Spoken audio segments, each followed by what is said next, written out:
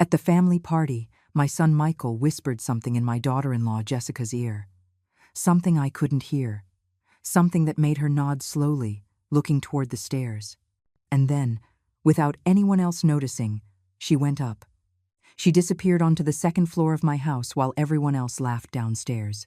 40 minutes later, when she came down, she was paler than the tablecloth. Her hands were shaking. She approached Michael and whispered, "Honey, there's something up there you have to see. I shouldn't have thrown that party. I know that now. But at that moment, I just wanted to bring the family together. I wanted everyone under my roof one more time. I wanted to feel like I still had control over something, over someone. Because at 66 years old, I, Eleanor Vance, the only thing I had left was that big house and the memory of what was once my perfect family. Or at least, what I believed was perfect. That Saturday afternoon, the house smelled of cinnamon and roast beef. I had set the best wine glasses on the dining room table, the linen napkins I inherited from my mother, the silverware I only used on special occasions. Everything had to be perfect. Because Michael was coming, my son, my pride. The only one who was always by my side. The only one who never disappointed me. He and Jessica would arrive on time, as always, and I would be ready to receive them with open arms and a smile that hid the exhaustion of an entire life spent pretending everything was fine. They arrived at 6 o'clock in the evening. Michael brought a bottle of expensive wine. Jessica, a bouquet of white flowers. They hugged me at the door. I smelled her perfume. Something sweet. Something that irritated me for no reason. Because Jessica was always kind to me. Too kind. One of those people who smiles even when they don't feel like it. And I never trusted easy smiles. But Michael loved her. And that was enough. Or so I told myself every time I saw her walk into my house, as if she owned the place. Dinner went on without a hitch. We talked about trivial things. The weather, Michael's work, the neighbors, about everything and nothing. I served the wine. They praised the food. Everything was polite. Everything was civilized. Until Michael leaned toward Jessica and whispered something. I was serving dessert. My hand stopped. I saw her nod. I saw her get up from the table with a silly excuse. "I'm going to the restroom," she said. But she didn't go to the downstairs bathroom. She went up the stairs. And I knew, in that instant, that something was not right. I tried to focus on the conversation. Michael was talking about a new project at his job. Something about expansion, numbers, contracts. I nodded without really listening. My ears were tuned to Jessica's footsteps on the second floor. I heard her walk down the hall. I heard her stop in front of a door. My bedroom door. And then, silence. A long silence. Too long. Michael kept talking, smiling, as if nothing was wrong, as if his wife wasn't rummaging through my room at that very moment. 10 minutes passed, then 20, then 30. I could no longer pretend everything was fine. I got up from the table with the excuse of getting more coffee. Michael didn't even look at me. He was checking his phone. I went up the stairs slowly. My heart was pounding in my ears. I reached the second-floor hallway and saw my bedroom door ajar. I got closer. I heard a sound, like someone moving furniture, or opening drawers. I stood there, paralyzed. Part of me wanted to go in and demand an explanation, but another part, the cowardly part that had always lived inside me, stopped me, because deep down, I knew what Jessica was looking for, and I knew that if she found it, everything would collapse. I went back downstairs before she saw me. I returned to the table. Michael was still on his phone. I poured him more wine. He smiled. "Thanks, Mom." That word, Mom, used to fill me with pride. Now it just sounded hollow, because I had not been a good mother. Not really. I had been selective. I had chosen who to love and who to forget. And now, 40 years later, that choice was about to come to light. Jessica came down 43 minutes after she had gone up. I know because I stared at the wall clock obsessively that entire time. When she appeared on the stairs, her face had changed. She was no longer the kind, smiling woman who had arrived at my house. She was someone else, someone who had seen something she shouldn't have, something that had broken her in half. Her eyes were red, not from crying, from shock, from disbelief. She approached Michael and leaned toward him. I watched her from my chair. I saw how her lips moved slowly. I saw Michael's brow furrow. I saw him put his wine glass down on the table with too much force. And then he looked at me. He looked at me in a way he never had before. As if I were a stranger. As if he had just discovered that the woman who gave him life was a monster. "Mom," he said, his voice trembling, "we need to talk." I wanted to get up. I wanted to run. I wanted to disappear. But my legs wouldn't respond. I stayed seated, my hands in my lap, feeling the world I had built with lies begin to crumble. And all because Jessica had gone up to my room.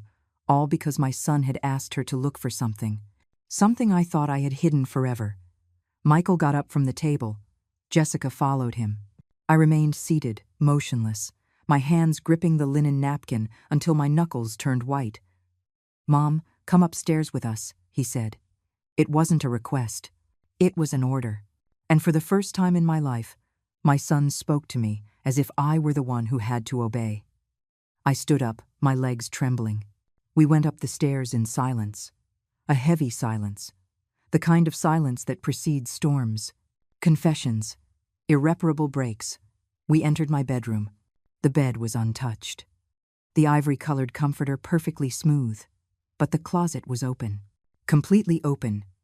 And on the floor, in front of the closet, was a metal box. An old box. Rusty. A box I had hidden behind the winter coats 40 years ago. A box no one was ever supposed to find. Jessica was standing by the window, her arms crossed, not looking at me. Michael was holding something in his hands, a yellowish envelope, full of letters. Letters I never answered, letters I never wanted to read. "What is this, Mom?" Michael asked. His voice sounded broken. I didn't answer. I couldn't. The words were stuck in my throat like stones. He opened one of the letters. He began to read aloud. "Dear Mom, I turned 17 today. No one here remembers. No one brought me a cake. Will you come visit me soon? I miss you, Arthur." Michael stopped reading. He looked at me with eyes full of something I couldn't decipher. Rage, disappointment, horror. Maybe all of it combined. "Arthur," he repeated, as if tasting the name in his mouth for the first time. "Who is Arthur, Mom?" I closed my eyes. I felt the walls of the room closing in on me, the air turning thick, the past I had so carefully buried rising from its grave to devour me. "Your brother," I whispered finally. "Arthur is your brother." The silence that followed was deafening. Michael dropped the letters to the floor. Jessica turned to me with an expression of absolute disbelief. "Brother?" Michael repeated. "I don't have a brother. You always told me I was an only child." "Always." I nodded slowly. "I know. I lied to you." The words came out of my mouth like knives. Sharp. Final. I lied because it was easier that way. Because Arthur wasn't like you. Because he was sick.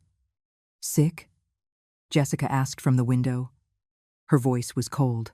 Distant. What kind of sickness makes a mother erase her son from the family history? I turned to her. For the first time in years, I felt rage. Real rage. "You don't know anything," I snapped. "You don't know what it was like living with him. How hard it was. The screaming, the meltdowns, the sleepless nights. Your father and I did the best we could. We sent him to a place where they could take care of him, where he would be safe." Michael picked up another letter from the floor.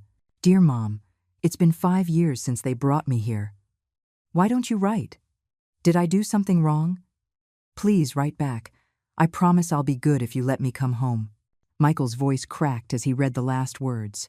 5 years. Mom. 5 years waiting for an answer from you. A single letter. A visit. Something. He dropped the letter. "How old was he when you sent him to that place?" 16, I answered quietly. He was 16. Michael recoiled as if I had slapped him. 16, he repeated. "A kid. You sent a kid to an institution and never went back for him." I shook my head. He wasn't a kid. He was dangerous. He had episodes. He broke things. He tried to hurt himself once. Your father and I didn't know what to do. The doctors said it was for the best, that he needed specialized care. Jessica approached the closet. She pulled more papers from the box. Medical certificates, psychiatric reports, photographs. It says here Arthur had depression, she read aloud, and severe anxiety. Nothing about being dangerous, nothing about trying to hurt himself. She looked at me harshly. It just says here he was a teenager with emotional problems, a teenager who needed therapy and family support, not imprisonment. I wanted to snatch the papers from her. I wanted to scream that she didn't understand, that she hadn't been there. But I had no strength. Michael sat on the edge of my bed. He had his head in his hands. "Where is he now?" he asked without looking at me. "Where is Arthur?" I swallowed hard. I don't know. It was the truth. And it was a lie. I knew where he had been committed. I knew the name of the institution. But I never asked about him again. I never wanted to know, because it was easier to forget than to face what I had done. "That's a lie," Jessica said, holding up another paper. "Here's the address. St. Jude's Mental Health Center. On the outskirts of the city, barely 20 miles from here." Michael looked up. His eyes were red. 20 miles, he muttered. "He was 20 miles away from us all this time, and you never told me anything. You never gave me the chance to know my brother." I felt tears begin to well up. Tears of guilt, of shame, of fear. "It was for your own good," I whispered. "I wanted you to have a normal life, without complications, without burdens. Arthur was a burden, and I didn't want you to carry that." "A burden," Michael repeated, standing up. "You're talking about a person. Your son, my brother, and you called him a burden." He approached me. I could see the disappointment in his face. "The betrayal. What else did you lie to me about, Mom? What else did you hide in that closet?" I backed away. "Nothing. There's nothing else. I just wanted to protect you." He shook his head. "You didn't protect me. You lied to me. And the worst part is, you kept lying for 40 years. 40 years, Mom." Jessica closed the box carefully. She held it in her arms as if it were something sacred. "We're going to that place," she said, looking at Michael. "First thing tomorrow. We're going to find Arthur." Michael nodded. He turned to me one last time. "I don't want you to come with us. I don't want to see you until I understand what really happened, who you really are." And with that, they left my room. I heard them go down the stairs. I heard the front door close. And then, silence. I was left alone in that room full of ghosts. Surrounded by letters I never answered. By memories I tried to bury. Alone with the truth that had come to light. I didn't sleep that night. I sat on the edge of my bed, staring at the open box on the floor. The letters were scattered like the bones of a corpse that never received a proper burial. The moonlight came through the window, making the words written in faded ink shine like reprimands, like silent accusations. I stood up, trembling, and picked up one of the letters. The handwriting was childish, uneven. "Mom, I drew a tree in therapy today. The doctor says I draw well. Would you like to see it? I can save it for when you come." I closed my eyes. Arthur was 17 when he wrote that. 17. And I never went to see him. I never wanted to see his drawings. I never wanted to know if he was okay or not. I simply erased him from my life as if he had never existed. I went down to the kitchen as the sun began to peek over the horizon. I made coffee. My hands were shaking so much I spilled half of it on the counter. The house was too quiet, too big, too empty. It had always been empty. But now that emptiness had a name. It had a face. Arthur, my forgotten son. The one I sacrificed so Michael could have a perfect life. So I could pretend to be an exemplary mother, a devoted wife, a respectable woman. All lies. All built on the abandonment of a child who only needed love. The phone rang at 9 o'clock in the morning. It was Michael. He didn't say hello. He didn't ask how I was. He got straight to the point. "We're on our way to St. Jude's Center, Jessica and I. We need to know if Arthur is still there. If he's still alive." His voice sounded hollow, distant, as if speaking from the bottom of a well. "Michael, I tried to say something. Anything. But he cut me off. I don't want to hear it right now, Mom. I just called so you know I'm not letting this go. I'm going to find my brother, with or without your help. And he hung up. The dial tone echoed in my ear like a death sentence. I stood in the middle of the kitchen, holding the phone like an idiot. Part of me wanted to call him back, to beg him not to go, to tell him it was better to leave the past where it was, buried, forgotten. But the other part, the part that had been carrying this guilt for 40 years, knew it was too late, the truth was out, and there was no way to put it back in that rusty box. There was no way to undo what I had done. I spent the next few hours walking through the house like a ghost, up and down the stairs without purpose, entering rooms I hadn't used in years, the one that was Michael's room when he was a boy, the guest room that never hosted anyone, and then, at the end of the hall, the door I always kept closed. Arthur's room. I hadn't gone in there in 40 years, not even to clean it. I simply closed the door the day they took him away and never opened it again. But now, with my hands sweating and my heart beating like a war drum, I turned the knob. The door opened with a creak. The air that came out smelled musty, of frozen time, of stolen childhood. The olive green curtains were drawn. The twin bed was still made with the same quilt Arthur used. On the walls, faded posters of bands that no longer existed. On the desk, stacked notebooks, pencils in a cup, a small lamp covered in dust. Everything exactly as he left it, as if waiting for him to come back at any moment. But I knew he would never come back, because I never went to get him. I sat on his bed. The mattress groaned under my weight. I took one of the notebooks from the desk. I opened it. It was full of drawings, trees, houses, smiling people. And on every page, in the top right corner, a date.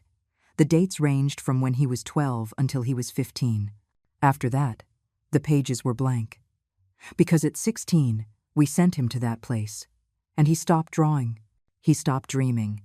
He stopped being the boy he once was. And all because of me. Because I chose comfort over love. Appearance over truth. Michael over Arthur. The phone rang again. This time it was an unknown number. I answered, my heart in my throat. Mrs. Eleanor Vance? A male voice asked. For mail. Dry. Yes, I barely replied. This is Investigator John Bridges. Your son Michael hired me to locate information on an Arthur Vance. I have an update. I felt the world tilt. What? What kind of update? There was a pause. Arthur Vance is still alive. He is a resident at the St. Jude's Center. He is 62 years old. He never left. He never had visitors. Except for your son and daughter-in-law 2 hours ago. The tears began to roll down my cheeks uncontrollably. Is he okay? I asked in a broken voice. Physically, he is stable. Mentally. Well, that's something your son will want to discuss with you personally. The investigator paused again. Mrs. Vance, did you know that Arthur has been trying to contact you all these years? There are records of phone calls that were never answered, letters that were returned. I knew all that. I couldn't respond. I just hung up. I dropped the phone to the floor. And for the first time in 40 years, I cried. Truly cried. Without pretense. Without masks. I cried for the son I abandoned. For the letters I never read. For the visits I never made. For the mother I never was. Michael arrived at my house at sunset. He walked in without knocking. Jessica was with him. Both had serious, tired faces. They found me sitting in the living room, my eyes swollen, my hands trembling in my lap. We saw him, Michael said. He didn't sit. He stood in front of me like a judge reading a sentence.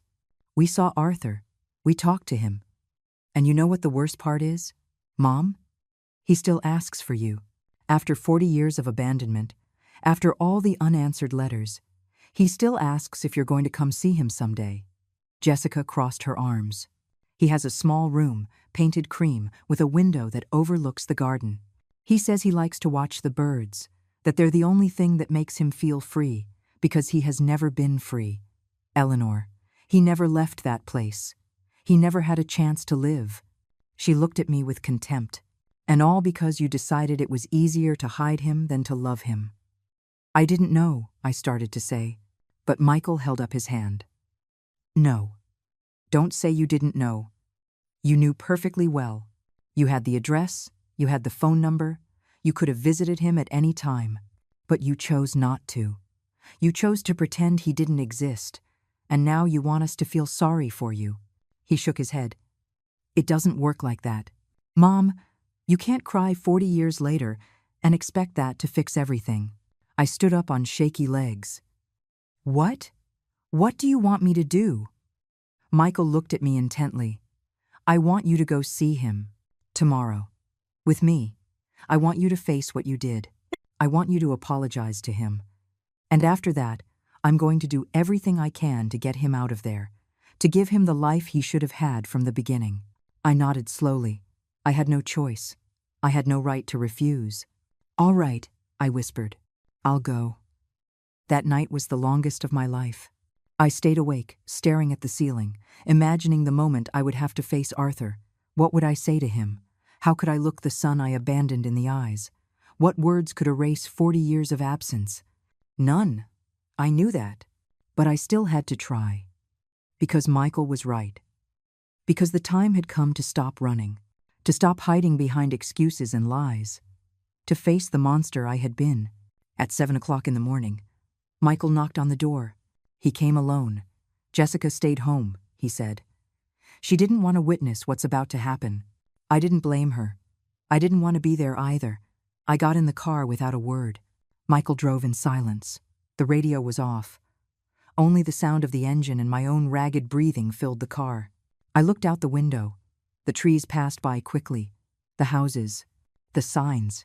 Everything seemed unreal, like I was living a nightmare I couldn't wake up from. The St. Jude Center appeared after a 30-minute drive. It was a 3-story building, sand-colored walls, windows with white grates, well-kept gardens.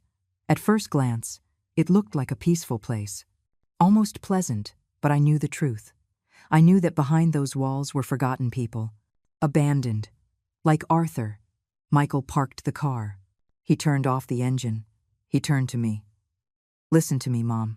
You are going to go in there. You are going to see Arthur. And you are going to be honest with him. No excuses, no justifications. If you can't do that, you'd better stay in the car. I nodded, voiceless. We got out. We walked toward the entrance. A nurse greeted us with a professional smile. Good morning. You must be Arthur Vance's family. Family. The word hit me like a punch to the stomach. Were we his family? After everything we did? After everything we didn't do? Yes, Michael replied. We're here to see him. The nurse nodded. Follow me, please. Arthur is in the garden. He likes to spend his mornings there. We walked through long corridors. It smelled of disinfectant and institutional food. The walls were painted in light colors. There were paintings of landscapes, fake flowers and vases, everything designed to look cozy, but it wasn't. It was a place where people went to be forgotten, to slowly disappear, to become shadows of what they once were. We went out to the garden. It was large. There were wooden benches, leafy trees, a small pond with fish, and there, sitting on a bench near the pond, was him. Arthur, my son. I recognized him instantly, despite the years. His hair was gray, thinner than when he was a teenager. He was wearing a beige shirt and denim pants. He was staring at the water, motionless, as if time didn't exist for him. Michael approached first. Hi, Arthur. He looked up. He smiled. A soft, childlike smile. Hi, Michael. You came back. His voice was calm. No resentment, no anger. And that, somehow, was worse. Because it meant he had accepted his fate. That he had stopped fighting a long time ago. Michael sat next to him. He motioned for me to come closer. I walked slowly. Each step felt heavy, as if I were carrying stones on my feet. Arthur looked at me. His eyes were the same color as mine. Honey-colored. My mother's eyes. Hello, I said, my voice trembling. He tilted his head. You are my mom. The question pierced me like a spear. He didn't recognize me. 40 years. 40 years without seeing me, and now he didn't know who I was. Yes, I replied, sitting on the bench opposite him. I am your mom. Arthur nodded slowly. Michael told me you would come, but I wasn't sure, because you never come. He said it without rancor, like someone commenting on the weather. As a simple, irrefutable fact. I know, I whispered. And I am so sorry. He looked back at the pond. The fish are orange. Do you see them? I like the fish. They don't make noise. They don't bother anyone. They just swim. There was something in the way he spoke, something slow, paused, as if each word required immense effort. Arthur, I said, trying to find the right words. I want to ask for your forgiveness. He looked at me with curiosity. Forgiveness for what? I swallowed. For not being here. For not visiting you. For leaving you alone for so long. Arthur tilted his head to the side. But I'm not alone. There are doctors here. And nurses. And other people. Sarah comes sometimes. She's a nurse. She brings me cookies on Fridays. Will you bring me cookies? The innocence in his question destroyed me. Yes, I replied, tears falling down my cheeks. I'll bring you cookies. And anything else you want, Michael intervened. Arthur, we want you to get out of here. We want you to come live with us. Arthur frowned. Leave? But I live here. I've always lived here. He turned to me. Mom brought me here when I was sad. She said they would make me better here. And now I'm better. The doctors say I don't cry as much as I used to. My heart shattered. You cried a lot? I asked. He nodded. Yes, the first few years. I cried because I missed my house, my room, my drawings, and you. But then I stopped crying, because crying didn't make you come back. I couldn't take it anymore. I got up from the bench and walked a few steps. I needed air. I needed to scream. I needed the earth to swallow me. Michael approached me. Now you understand, he said in a low voice. You understand what you did to him, what you did to all of us. I looked at him. How can we fix this? How can I make it up to him? Michael shook his head. You can't. There's no way to make up for 40 years. But you can start by getting him out of here. By giving him a chance to live outside. To know the world. To be free. I went back to Arthur. I sat beside him. I took his hand. It was cold. Arthur, my love, I made a mistake. A terrible mistake. I brought you here because I thought it was for the best. But I was wrong. And now I want to take you home. I want you to know your brother. I want us to have a real family. He looked at me with confused eyes. Can I take my things? I have a new drawing. I made it last week. It's of a tree like the ones here. I nodded, crying. Yes, you can take anything you want. The nurse who had greeted us approached. Mrs. Vance, if you want to start the process for Arthur to be discharged, we need to speak with the director. There are papers to sign, evaluations to be done. It's not something that can be done from one day to the next. Michael stood up. We'll do whatever is necessary, whatever it takes. But my brother is getting out of here. The nurse nodded. I understand. Come with me, please. We followed the nurse back into the building. Arthur stayed in the garden. Before going inside, I turned to look at him. He was watching the fish again. Still, calm, oblivious to the fact that his life was about to change, that 40 years of confinement might be coming to an end. And I wondered if I would truly be able to give him what he deserved. If after so much damage, there was still a way to repair even a small fraction of what I had broken. The director's office was on the second floor. It was small, tidy. There were framed diplomas on the walls and a green-leafed plant in the corner. The director was a woman in her 50s, brown hair pulled back in a bun, thin glasses, a serious but not hostile expression. She invited us to sit. Michael and I took the chairs in front of her desk. She opened a thick folder. Arthur Vance's file, she said. Admitted on March 15th, 1985. He was 16 years old. Initial diagnosis, severe depression and anxiety disorder. She paused. She looked at me over her glasses. During the first 5 years, Arthur showed significant signs of improvement with therapy and medication. Psychiatrists recommended several times that he return to the family environment with outpatient follow-up. However, those recommendations were never attended. There was no response from his guardians. Every word was a slap. Michael clenched his fists on his legs. I looked down. I couldn't meet that woman's gaze. I couldn't face the truth she was reading in a neutral voice. After the first 10 years, the director continued. Arthur stopped asking for his family. He stopped writing letters. He adapted to the center's routine. He participated in art workshops. He helped in the garden. He became one of our most cooperative and stable residents. She closed the folder. But he never should have stayed here this long.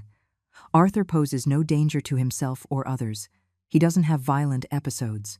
He doesn't require constant supervision. He could have lived on the outside with adequate support. Decades ago, Michael leaned forward. What do we need to do to get him out of here? What paperwork? How long will it take? The director steepled her hands on the desk. First, we need an updated psychiatric evaluation. That will take about 1 week. Then, we need a re-entry plan. Where will Arthur live? Who will be his legal guardian? Does he have medical insurance? There's a space prepared for him. Michael nodded. He will live with me, with my wife and me. I will be his guardian. And yes, he has insurance. I'll take care of everything. The director seemed satisfied with the answer. Good. I also recommend that Arthur have therapy sessions to prepare him psychologically for the transition. He has been here for 40 years. The world outside has changed a lot. He needs time to adapt. We can't just pull him out one day without preparation. She turned to me. And you, Mrs. Vance? What will your role be in all of this? I opened my mouth, but no sound came out. My role? What role could I have after what I had done? Michael answered for me. She will visit Arthur. She will rebuild the relationship she destroyed, and she will help in whatever way is necessary. He said it firmly. No room for negotiation. The director nodded. I understand. We will proceed with the evaluations then. You can visit him every day if you wish. In fact, I recommend it. Arthur needs to get used to seeing you, to trust that this time, you won't disappear. That last phrase was like a knife twisting in an open wound. Because she was right. I had disappeared. And Arthur had every right not to believe that this time would be different. We left the office. We went down the stairs in silence. We returned to the garden.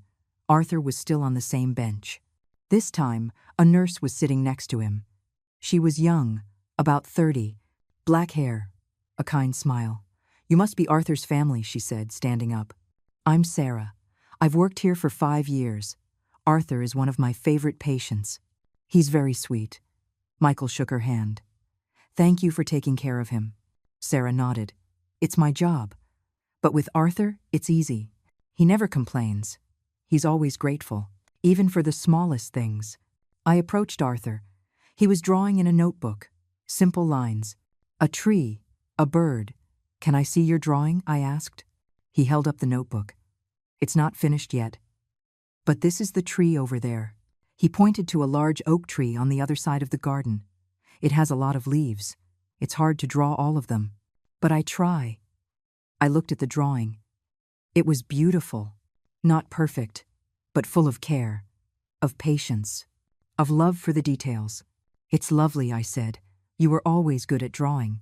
Arthur looked at me, surprised. You knew I liked to draw? I nodded. The tears blurred my vision again.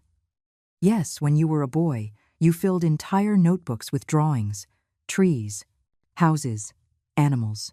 Your father and I used to hang them on the refrigerator. He smiled, a small, shy smile. I don't remember that. He closed the notebook. Do you draw too, Mom? I shook my head. No, but I'd like you to teach me. If you want. Arthur nodded. Okay, I can teach you. It's easy when you practice a lot. Michael sat on the other side of Arthur. Brother, there's something I want to tell you. We're going to get you out of here. You're going to come live with me. You'll have your own room. You can draw all you want. Go to the park. See the city. Do things you've never done. Arthur tilted his head. For how long? Michael frowned. What do you mean? Arthur looked down. For how long can I be outside? Then I have to come back here. The question broke my heart.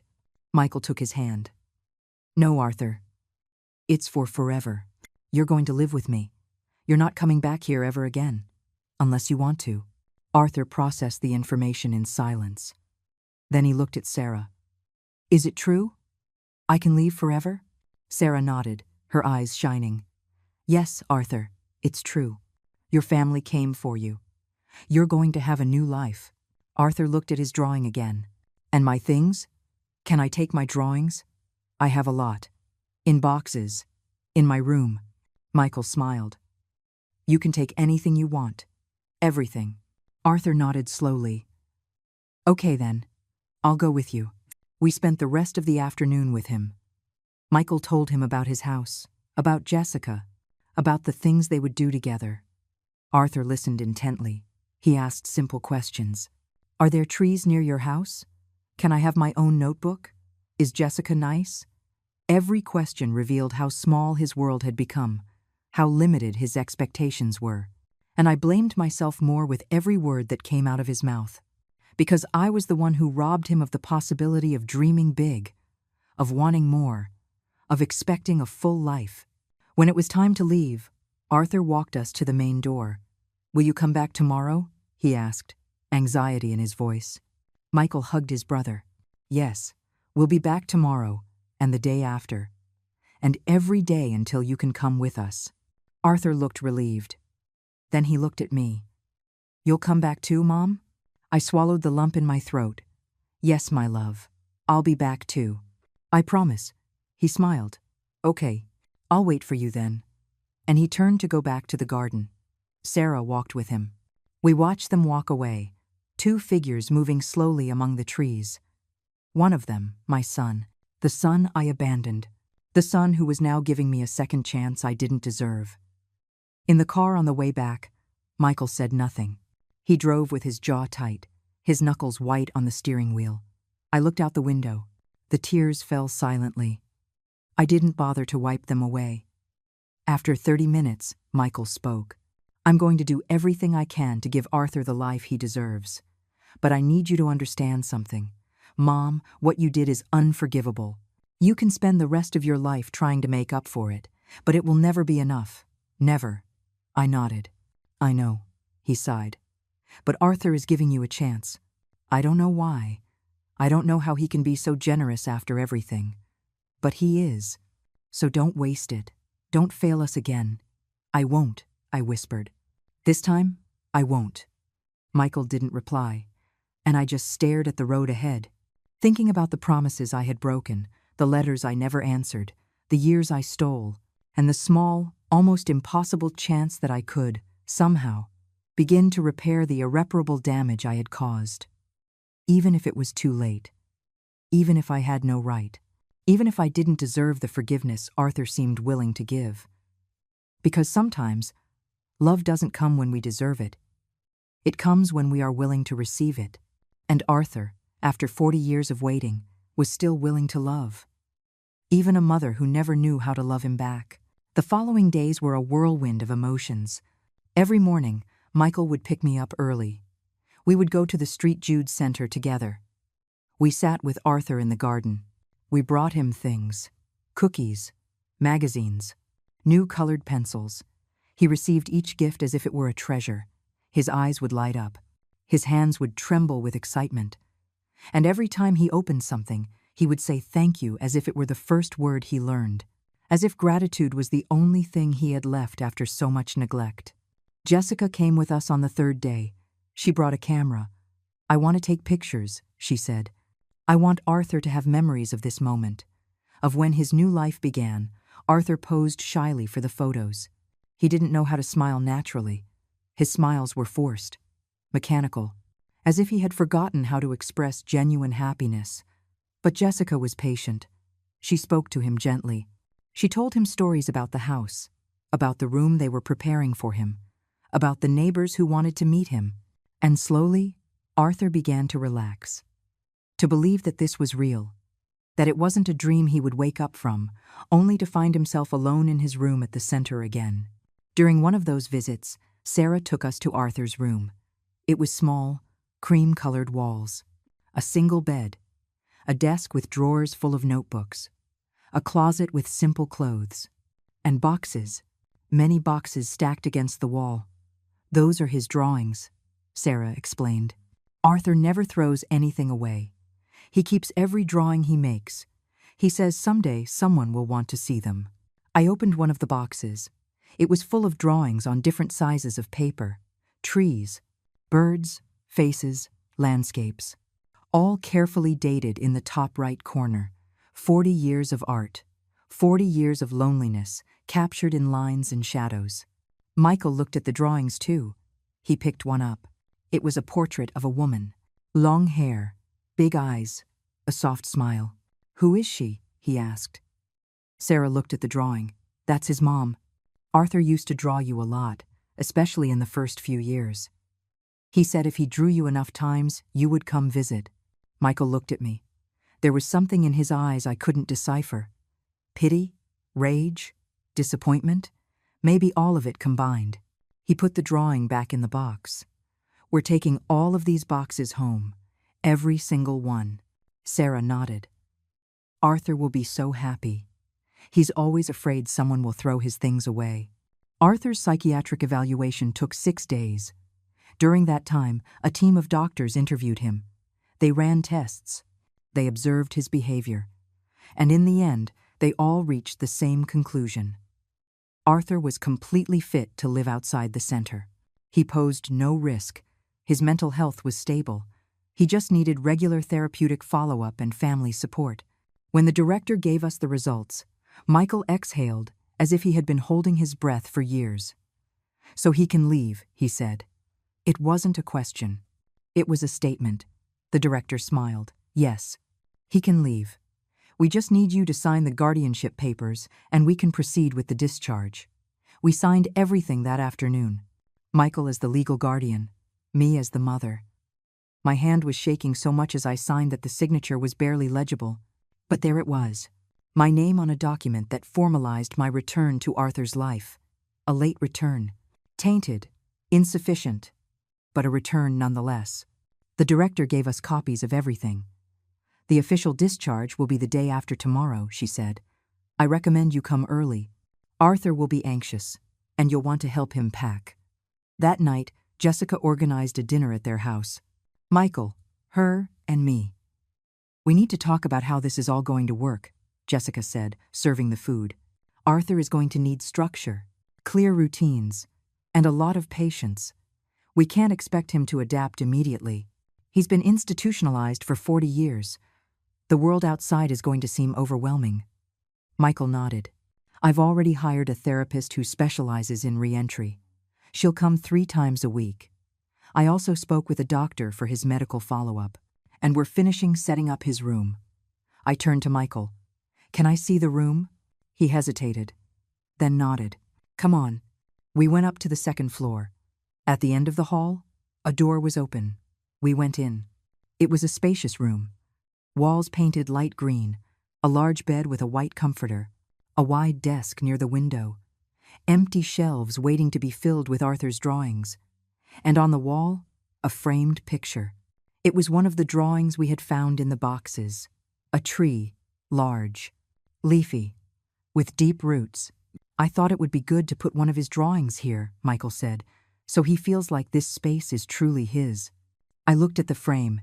The tears started falling again. "It's perfect," I whispered. "Everything is perfect." Michael put a hand on my shoulder. "Mom, I know you want to be part of this. And Arthur wants you to be. But I need you to understand something. If you ever hurt him again, if you disappear again, if you make him feel like he doesn't matter, I will personally make sure you never see him again. Understood?" I nodded. Understood.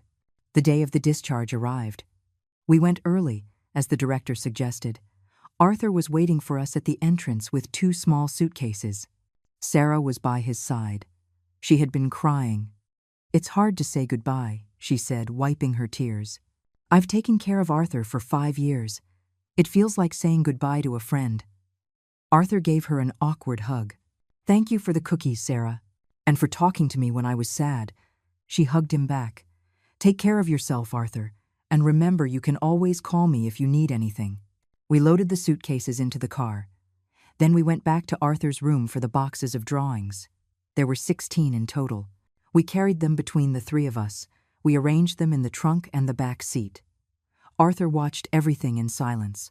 His eyes scanned the building, the gardens, the windows, as if he were memorizing every detail.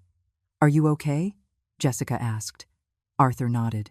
"Yes, I'm just saying goodbye. I lived here a long time. It was my home. But now I have a new home. With you?"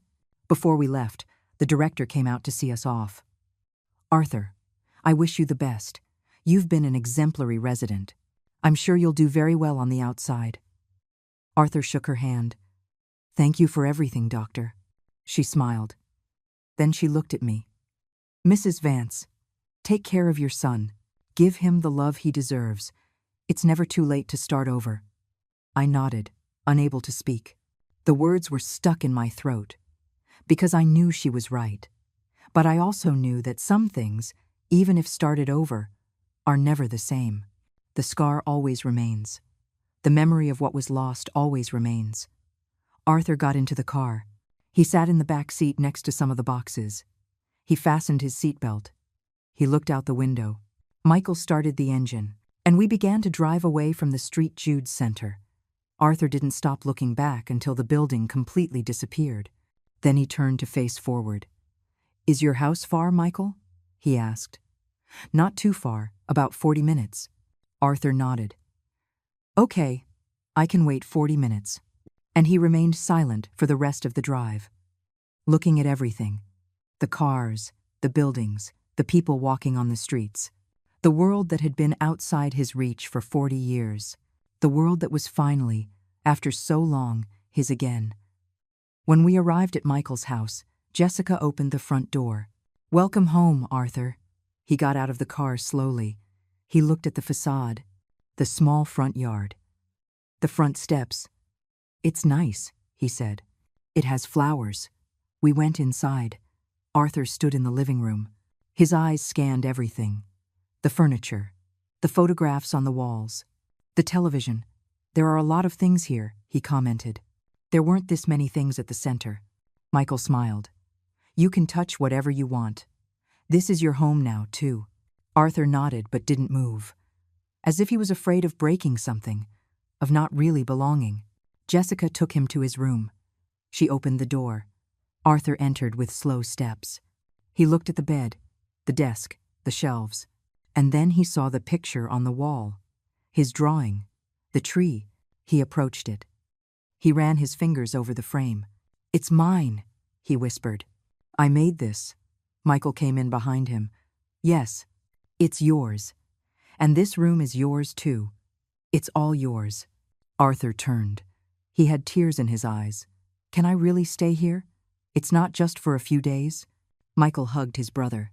"It's for forever, Arthur. I promise you. For forever." Arthur's first few days in his new home were difficult. He didn't know how to use many things. The television remote confused him. The microwave scared him. The shower with multiple knobs overwhelmed him. Jessica had to teach him everything step by step, with infinite patience, as if she were teaching a child. And in a way, he was. Because Arthur had stopped learning about the world at 16. Everything that came after was institutional experience, rigid routines, controlled spaces, limited options. Now he had to learn to live, to choose, to be free. And that was terrifying. The first night, Arthur couldn't sleep. At 3 o'clock in the morning, Michael found him sitting in the living room. The lights were off. He was looking out the window. "What's wrong, brother?" Michael asked, turning on a lamp. Arthur startled. "I can't sleep. There are too many noises. Cars, dogs barking." At the center, everything was quiet after 9. Michael sat next to him. "I understand. It's different, but you'll get used to it. Do you want me to put on some soft music? Sometimes that helps." Arthur shook his head. "No, I just want to know this is real. That tomorrow I'm not going to wake up in my room at the center." Michael put a hand on his brother's shoulder. "It's real, Arthur. And you're going to wake up here. In your home. With us. Arthur nodded slowly. Okay, I think I'll try to sleep again. He stood up. He walked toward his room. But before going in, he stopped. Michael, he said without turning around. Thank you for coming to get me. I had already stopped waiting for anyone to. And he closed the door. Michael stood in the hallway, his hands in his pockets, his heart broken for his brother, and furious with me for having caused so much pain. I visited the house every other day. I brought food. I helped with whatever I could. But there was a distance between Arthur and me. He was polite. He always said thank you, Mom, when I brought him something. He always smiled when I arrived. But he didn't talk much to me. He didn't seek me out. He didn't ask me questions. It was as if I were a polite visitor instead of his mother. And maybe he was right to treat me that way, because I had been an absent visitor for 40 years. I deserved nothing more. One day, while Jessica was making lunch, I sat with Arthur in the living room. He was drawing. He was always drawing. What are you making? I asked. He held up the notebook. It's Michael's backyard. It has 3 trees and purple flowers. I want to draw it so I remember it. I moved a little closer. Can I sit here? Am I bothering you? Arthur shook his head. You're not bothering me. We sat in silence for a while. I watched him draw. His hands moved with precision, with care. Every line had a purpose. Arthur, I said finally, I know I can never repair what I did to you. I know no apology is enough. But I want you to know that I think about you every day, and I regret it every day. He stopped drawing. He looked at me. Why didn't you come visit me, Mom? Did I do something bad? The question shattered me. No, my love, you did nothing wrong. You never did anything wrong. It was me. I was afraid. Afraid I wouldn't know how to help you. Afraid people would find out my son was in a place like that, and I chose to hide you instead of loving you. And that was unforgivable. Arthur went back to his drawing. I missed you a lot. The first few years, I cried every night. I thought maybe you were sick, or that you had died, because I didn't understand why you didn't come. Then, after many years passed, I understood that you just didn't want to come. And that hurt more. His words were like knives. But I deserved them. Everyone. I'm sorry, I whispered. I'm so sorry. Arthur nodded. I'm sorry too, Mom. I'm sorry I wasn't the son you wanted. The son who didn't give you problems. Like Michael. No, I said, taking his hand. Don't say that. You are exactly the son I should have loved. The son who deserved all my love. And I failed. I failed you. But if you give me the chance, I want to try to be the mother I should have been from the beginning. Arthur looked at me with those honey-colored eyes. My mother's eyes. The eyes I had inherited and passed on to him. Okay, he said. You can try. And he went back to drawing. As if that conversation hadn't both broken and rebuilt something between us at the same time. Arthur's therapist came for the first time a week after his arrival. Her name was Dr. Evans. She was a woman in her 40s. Short hair. A calm voice. She had worked with many re-entry cases. Arthur is going to need time, she explained to us after her first session with him. He has developed very strong survival mechanisms. He adapted to confinement because he had no other choice. Now he needs to unlearn those mechanisms and learn to live without restrictions. And that can be terrifying for him. Is there anything we can do to help? Michael asked. Dr. Evans nodded. Yes. Maintain simple but flexible routines. Give him choices, but not too many. Accompany him on his first trips outside. The grocery store. The park. Places where he can get used to people and noise. And above all, be patient. Progress will be slow. There will be setbacks, but they will come. She gave us a list of recommendations. Breathing exercises for anxiety, activities to strengthen his autonomy, ways to help him without overprotecting him. Michael took Arthur to the park for the first time 2 weeks after his arrival. I went with them. Arthur walked slowly, looking at everything. There were children playing, dogs running, people exercising. There are a lot of people, he commented. Are there always this many people outside? Michael smiled. Yes. The world is full of people, but you don't have to talk to anyone if you don't want to. Just walk, observe, enjoy. Arthur nodded. We sat on a bench near a small lake. There were ducks swimming. Arthur watched them, fascinated. "Can I feed them?" he asked. "Of course," Michael replied, pulling some bread from his backpack. Arthur went to the water's edge. He threw small pieces of bread. The ducks swam over. He smiled, a genuine smile, the first one I had seen since he left the center. "They're funny," he said. "I like ducks. They're like the fish. Quiet."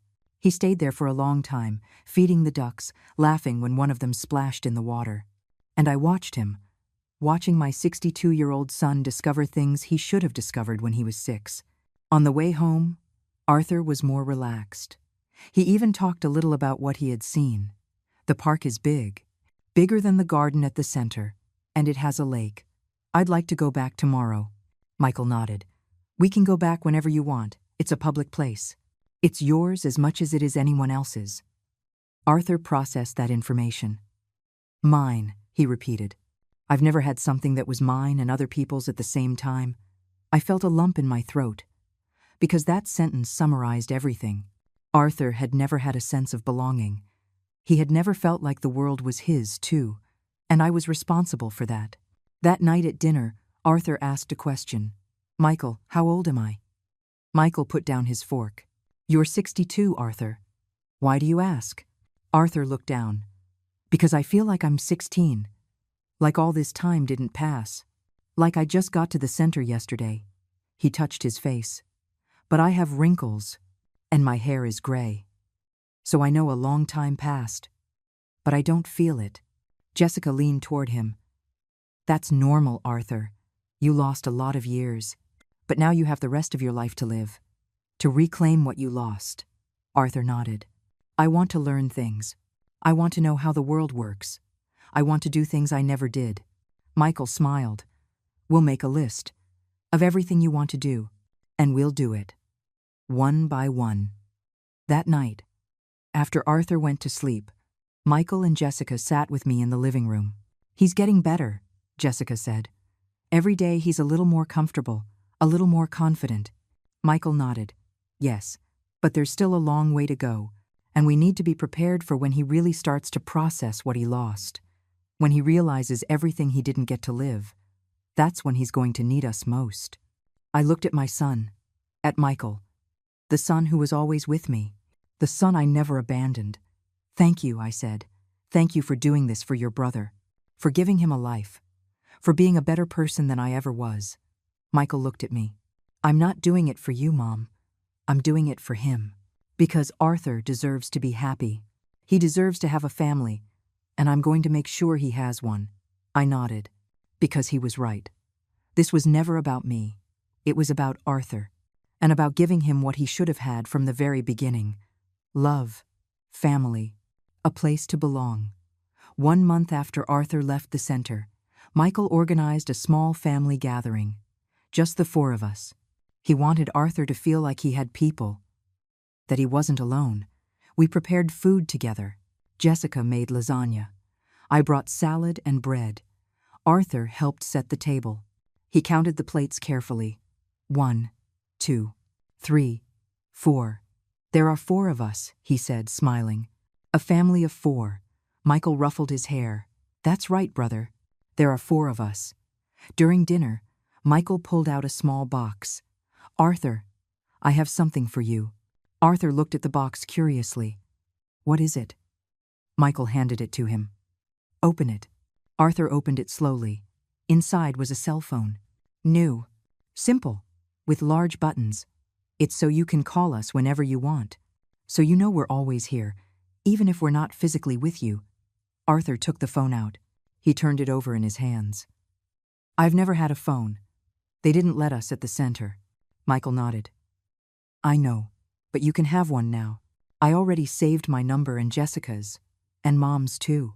Arthur looked at me. "I can call you Mom?" I nodded, my throat tight. "Yes, my love. You can call me whenever you want, any time at all."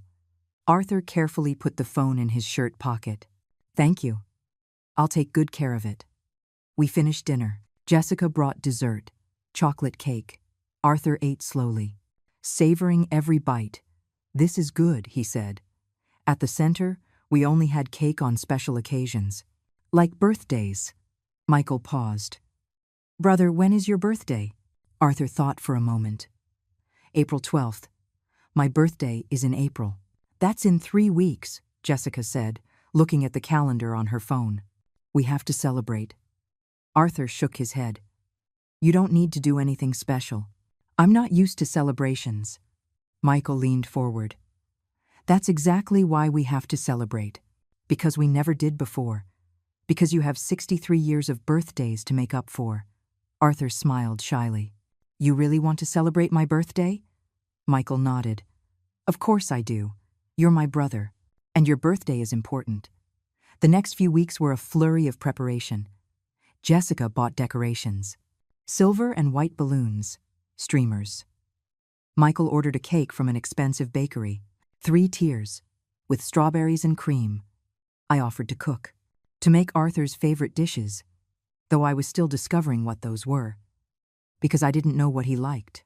I didn't know his preferences. I had spent 40 years not knowing anything about him, and now I had to learn everything from scratch, as if I had just met him, because in a way, I had. The day of the birthday arrived. Michael and Jessica decorated the living room while Arthur slept. They hung the balloons. They set the table with a white tablecloth, fresh flowers in the center. When Arthur came down for breakfast, he froze on the stairs. "What is all this?" Michael smiled. "It's your birthday party, brother. Happy 63rd. Arthur came down slowly. He touched the balloons, the streamers, as if he couldn't believe they were real. "This is all for me?" Jessica hugged him. "Yes, all for you." I arrived at noon with the food. Arthur met me at the door. "Mom, look, there are balloons, and a sign that says, 'Happy birthday, Arthur.'" Michael made it. His eyes were shining, like a child's, and I realized this was probably the first real birthday party he'd had since he was 16. Since before I sent him to that place.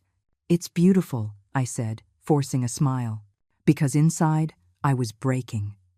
Thinking of all the birthdays he missed, all the candles he never blew out, all the parties he never had.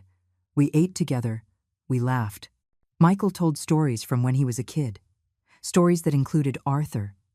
"Remember when we tried to build a fort in the backyard with sheets, and it fell on top of us?" Arthur frowned. "I don't remember that." Michael looked surprised. "You don't?" "We were like 7 and 9. We got trapped under the sheets screaming for help until Dad came to rescue us." Arthur shook his head. "I don't remember much from when I was a kid. It's like those memories were erased. Dr. Evans, the therapist, had warned us about this. Arthur's memory had been affected by the trauma and prolonged confinement. Many of his childhood memories were blocked, fragmented." "That's okay," Michael said. "I'll tell you all the stories I remember, and we'll make new memories together." Arthur nodded. "I'd like that." After lunch, Jessica brought out the cake, with 63 candles lit. Arthur looked at the flames. "That's a lot of candles," Michael laughed. "Yep, 1 for every year. But you don't have to blow them all out at once. We can help." Arthur closed his eyes. We all sang, "Happy birthday. Happy birthday, dear Arthur." When we finished, he blew out the candles. It took him 3 tries to get them all. But he did it. We applauded. He smiled. That genuine smile that only appeared in special moments. "I've never had so many candles on a cake," he said. "It's nice." We cut the cake. Arthur tried the first piece. "This is delicious. Better than any cake from the center."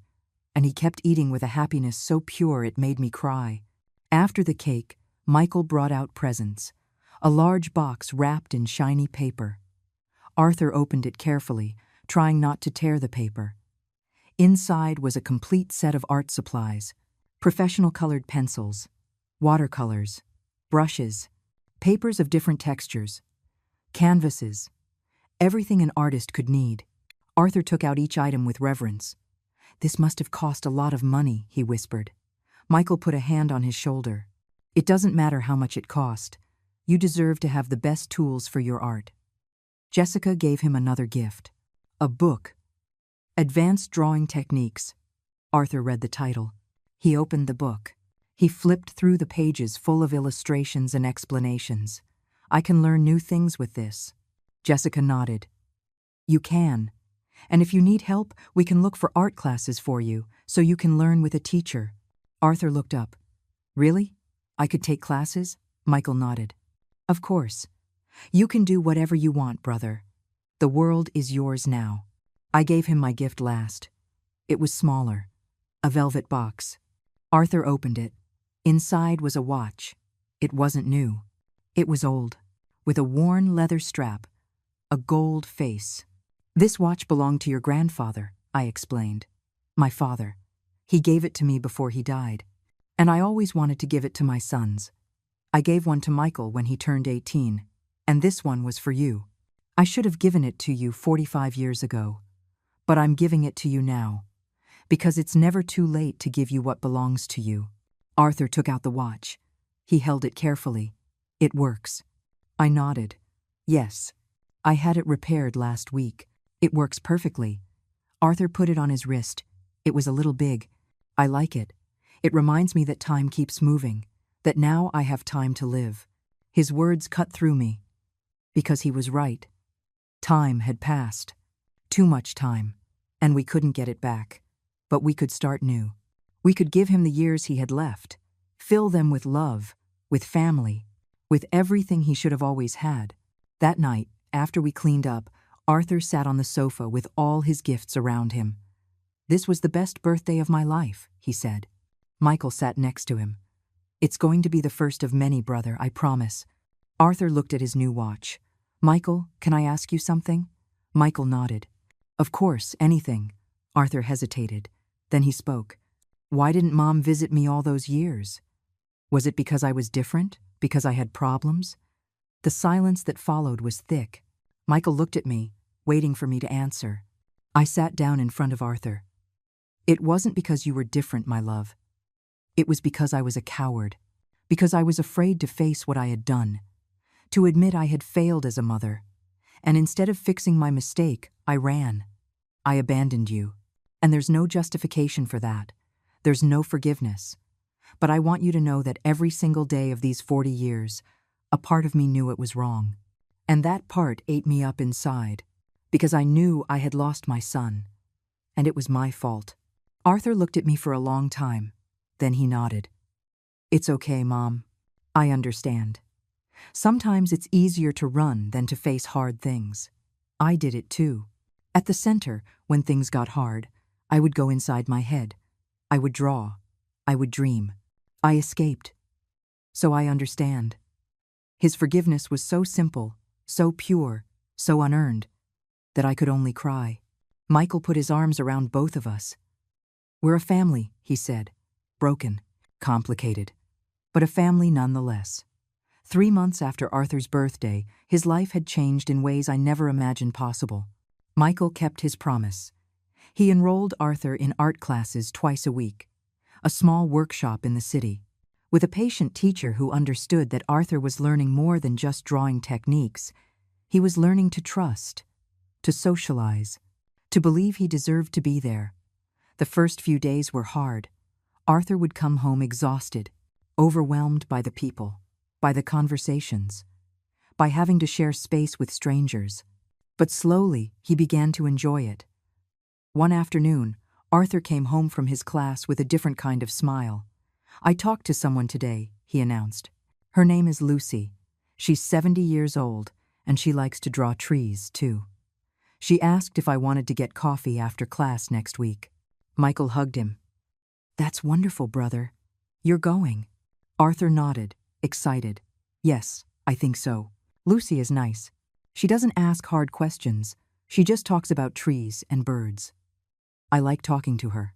Watching Arthur make a friend was like watching a plant that had been in the dark for too long finally bloom. Slow, fragile, but beautiful. I continued to visit the house 3 times a week. Sometimes I brought food. Sometimes I just sat with Arthur while he drew. Little by little, we began to rebuild something. It wasn't the mother-son relationship we should have had. It never would be. But it was something. He would tell me about his classes, about Lucy, about the new drawings he was making, and I listened. I really listened, trying to reclaim 40 years of lost conversations in a few hours a week, knowing it would never be enough, but trying anyway. One day, Arthur asked me to take him to the St. Jude's Center. "I want to visit Sarah," he said. "I want her to see that I'm okay, that her effort was worth it." We went together. The drive felt endless, returning to that place. Seeing those walls, those gardens where Arthur had spent 40 years of his life. When we arrived, Sarah ran out to greet him. "Arthur, look at you. You look wonderful." She hugged him. Arthur showed her pictures on his phone. Pictures of his room, of his new drawings, of the park, of his art class. "I'm happy, Sarah," he said. "For the first time in a long time, I'm happy." Sarah cried as she looked at the photos. "I'm so happy for you, Arthur. You deserve it." Then she looked at me. Her expression changed. It became serious. "Mrs. Vance, I hope you understand the gift you have. Not everyone gets a second chance. Don't waste it." I nodded, unable to speak, because she was right. This was a gift I didn't deserve, but one I had received anyway. And my only responsibility now was to honor it, to not fail again, to not run again. When we got back home, Arthur was quiet in the car. "Are you okay?" I asked. He nodded. "Yes, I was just thinking. When I was at the center, I always dreamed of getting out, but I never thought it would actually happen. I thought I would die there, that I'd never meet Michael, that I'd never have a family again." He turned to me. "But now I have all of that. And even though I lost a lot of years, I have these years now. And that's something." His words broke me and healed me at the same time. Because Arthur had chosen forgiveness. He had chosen hope. And I had no right to that. But he gave it to me anyway. In June, 6 months after he left the center, Arthur had his first art exhibition. The workshop teacher organized a small show at a local gallery. He invited all his students to participate. Arthur chose 10 of his best drawings: trees, birds, faces, landscapes. We framed them together, Michael, Jessica, Arthur, and me, each of us holding a frame, working as a family. The night of the opening, Arthur was nervous. "What if nobody likes my drawings?" Michael put a hand on his shoulder. "They're going to love them. Because they're beautiful. And they're yours." The gallery was full of people, strangers looking at art, chatting, drinking wine. Arthur's drawings were on a wall at the back, with a small plaque that read, "Arthur Vance. Series. Freedom Found." People stopped. They looked. They read the descriptions. Some asked about the artist. Arthur hid behind us, shy, but when an older gentleman approached and told him, "Your trees have soul. I can feel the patience in every line," Arthur smiled. That smile that was appearing more often now. "Thank you," he replied. "I had a lot of time to practice." He sold 3 drawings that night. 3, for $200 each. Arthur couldn't believe it. "Someone paid money for my drawings." Michael laughed. "Yes, brother, because your art is valuable. You are valuable." Arthur put the money in his wallet carefully. "I'm going to save this, to buy something nice for Lucy. She's been very kind to me." That night, in the car on the way home, Arthur was quiet. But it was a different kind of silence. It wasn't the silence of fear or sadness. It was the silence of satisfaction, of having achieved something, of having been seen.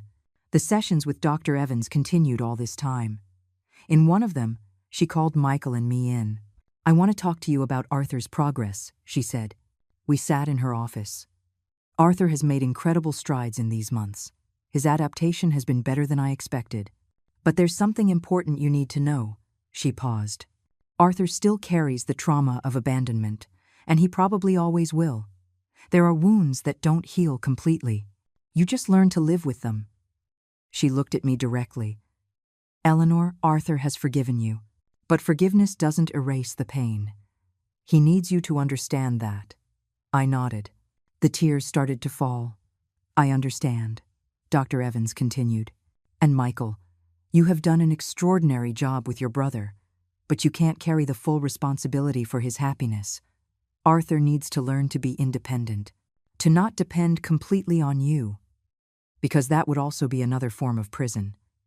A more loving one, but a prison nonetheless. Michael processed her words. What do you suggest? Dr. Evans smiled. I'm suggesting you consider helping Arthur get his own space eventually. Not now, but in the future. A small apartment near you, where he can live on his own, but with support. That would be the next step in his independence. The idea scared us both, but it also made sense. Arthur needed to fly. He needed to feel he could stand on his own, that he wasn't a burden, that he was capable. We talked to him about it a few weeks later. We told him there was no rush, that he could stay with Michael as long as he wanted, but that if, someday, he wanted his own place, we would help him. Arthur looked at us, surprised. My own place? Like a normal adult? Michael nodded. Exactly like a normal adult. Because that's what you are, brother. An adult who deserves his own life. Arthur thought about it for several days. Finally, one night at dinner, he spoke. I think I'd like to try that. To have my own place, but close by, so I can visit you, and so you can visit me. Michael smiled, proud. Then we'll do it. We'll find the perfect place for you. And so, a new chapter began, looking for apartments.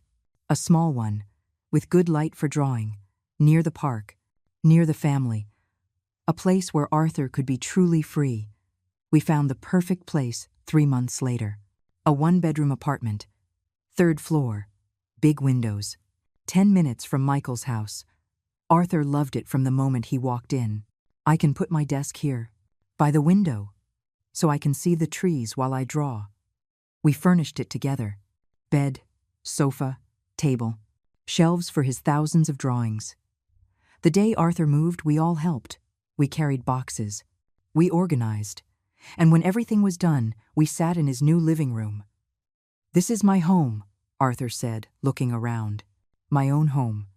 For the first time in 63 years, I have a place that is just mine. I hugged him. You deserve it, my love. You deserve this and so much more. Arthur hugged me back. Thanks, Mom, for coming back, for trying. I know it hasn't been easy for you either. And he was right. It hadn't been easy, living with the guilt, with the remorse, with the knowledge that I had stolen 40 years of my son's life. But I was here, trying, and Arthur had given me the chance. A chance I never deserved, but that he gave me anyway. 6 months after Arthur moved into his apartment, I visited him one afternoon. I knocked on the door. He opened it with a smile. Hi, Mom. Come on in. I entered. His apartment smelled of coffee and paint. He had new drawings hanging on the walls. Want some coffee? He asked. I nodded. We sat in his small living room. Mom, he said after a while, I want you to know something. I'm happy. Really. I have my art. I have friends. I have Michael and Jessica. And I have you. Not in the way I should have, but I have you now, and that counts. I cried, as I always did when Arthur showed me a grace I didn't deserve. I love you, Arthur. I always loved you. Even when I didn't show it, even when I abandoned you, you were always in my heart. He nodded. I know, Mom. And I love you too, because you're my mom. And love is complicated sometimes, but it's still love. We sat there, drinking coffee, talking about everything and nothing, about his classes, about his plans, about the life he was finally living. As I was leaving, I turned at the door. Arthur, I said, thank you for forgiving me this chance. He smiled. Mom, everyone deserves second chances. You taught me that, even if not in the way you planned. I closed the door. I walked down the stairs, and for the first time in 40 years, I felt something close to peace. It wasn't complete happiness. It never would be, because the past isn't erased. The wounds don't disappear, but I could live with them. I could carry the weight of what I did, and I could try every day to be a little better for Arthur, for Michael, for the broken family we had rebuilt with imperfect but real pieces. Because I learned something in all this painful process. Love without responsibility is abandonment. Love without action is just empty words. And love that hides instead of confronting destroys. But I also learned that it's never too late to start over, to ask for forgiveness, to try, even if redemption doesn't erase the damage, even if regret doesn't bring back the lost time. Because in the end, all we have is today, and what we do with the chances that life, against all odds, decides to give us.